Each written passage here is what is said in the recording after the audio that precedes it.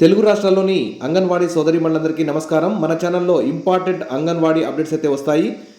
ఈ వీడియో మాత్రం చివరి దాకా వినండి, ఎందుకంటే ఇది అంగన్వాడీ టీచర్ల వృత్తికే ముప్పు తెచ్చేటువంటి ఒక అంశం కనుక చివరి దాకా వినండి, మంచి అవగాహన చేసుకోండి. ఇక విషయంలోకి వెళ్తే, అంగన్వాడీలకు అకాడమిక్ శిక్షణ ఏది?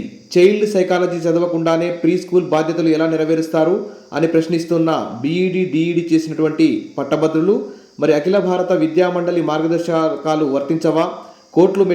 కోర్టు మెట్లెక్కుతామంటున్న బీఈడి డిఈడి చేసిన అభ్యర్థులు.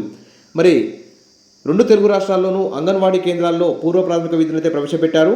మరి వాటిని బోధనా కేంద్రాలుగా రూపొందించడానికి ప్రభుత్వం అయితే అడుగులు వేస్తుంది.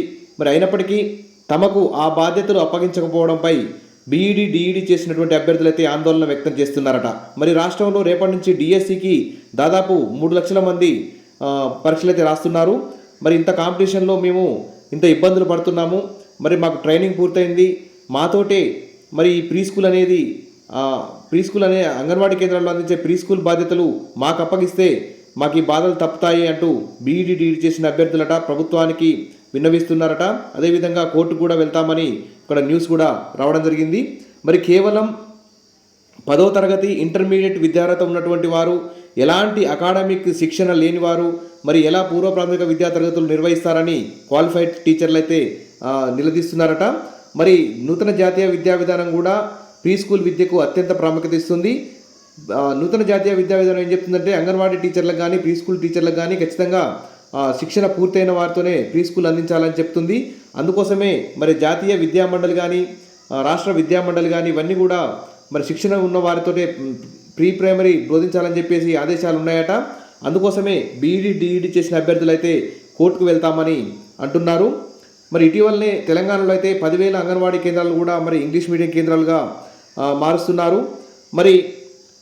మరి ప్రభుత్వం ఏం చెప్తుందంటే, ఎలా బోధిస్తారు, 10th ఇంటర్ పాస్ అయిన వాళ్ళు ఎలా బోధిస్తున్నారు అని చెప్తే, ప్రభుత్వం ఏం చెప్తుందంటే, అంగన్వాడీ టీచర్లకు మేము శిక్షణ ఇస్తున్నాము, అంగన్వాడీ టీచర్లకి అవసరమైనటువంటి సిలబస్ సంబంధించి ఒక బుక్లెట్ కూడా ఇస్తున్నాము, స్వచ్ఛంద సంస్థల సహకారంతో వారికి అనేక మోటివేషన్ కార్యక్రమాలు కూడా నిర్వహిస్తున్నాము.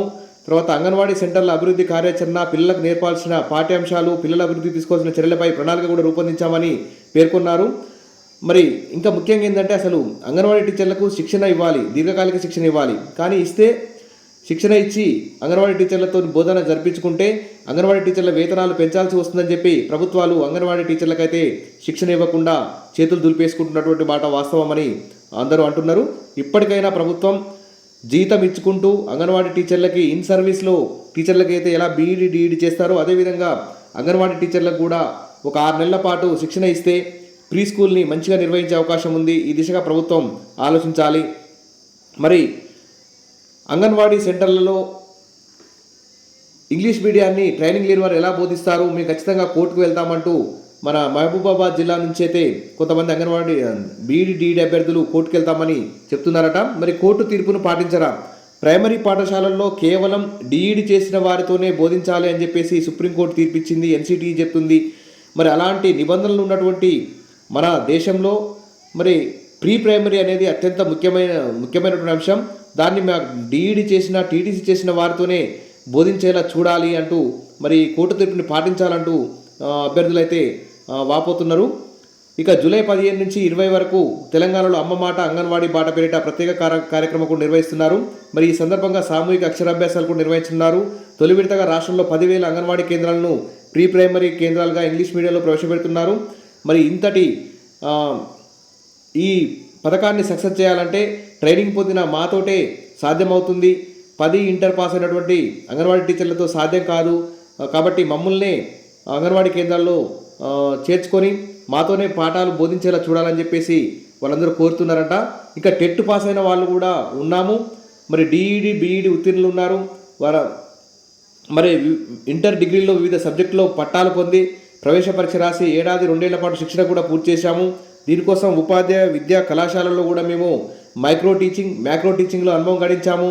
చైల్డ్ సైకాలజీ అంటే చిన్నపిల్లలటువంటి మనస్తత్వం గురించి కూడా మాకు పూర్తిగా అర్థమవుతుంది.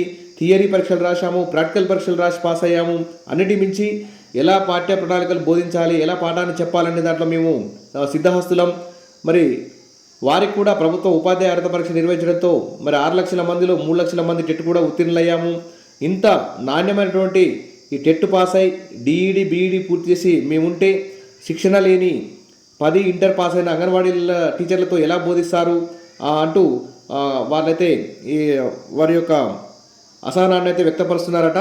సరే ఏది ఏమైనా అంగన్వాడీ టీచర్లు అయితే వాళ్ళు 30-40 ఏళ్ళ నుంచి ఎంతో అనుభవంతో పనిచేస్తున్నారు. వారికి మంచి సిలబస్ కూడా ప్రభుత్వాలు ప్రవేశపెట్టాయి. వారికి అప్పుడప్పుడు ట్రైనింగ్ కూడా ఇస్తున్నారు. కాబట్టి అంగన్వాడీ టీచర్లు ఖచ్చితంగా చిన్నారులకి ప్రీ స్కూల్ అందించడంలో సక్సెస్ అవుతున్నారు.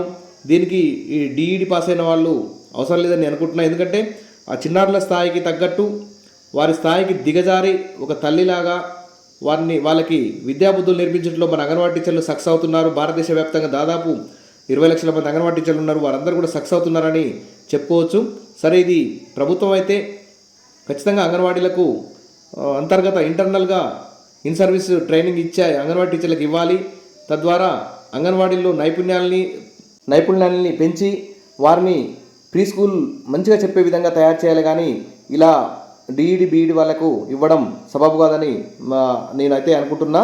ఇంకో ఉద్దేశం చూస్తే కోర్టు తీర్పు ప్రకారం ఎలాంటి తరగతి గది శిక్షణ బోధనాభ్యాసాలపై అనుభవం లేని వారికి అంగన్వాడీల్లో బోధనా అవకాశం ఎలా అప్పగిస్తారో ప్రభుత్వానికే తెలియాల్సి ఉంది. ఈ అంశంపై పలువురు డిఈడి బీఈడి చేసిన అభ్యర్థులు మహబూబాబాద్ నుంచి అయితే కోర్టు మెట్లు ఎక్కే అవకాశం ఉన్నట్లు తెలుస్తోంది. దీనిపై ప్రభుత్వం ఏ విధంగా స్పందిస్తుందో ఆలోచిద్దాం. Wish all the best. మరిన్ని అప్డేట్స్ కోసం మన ఛానల్ని సబ్స్క్రైబ్ చేసుకోండి. మీకు భవిష్యత్తులో మరిన్ని సలహాలు సూచనలు ఇంపార్టెంట్ అప్డేట్స్ అందించడానికి మన ఛానల్ ఎప్పుడు ముందుంటుంది. వీడియోస్ లైక్ చేయండి, షేర్ చేయండి. Thank you.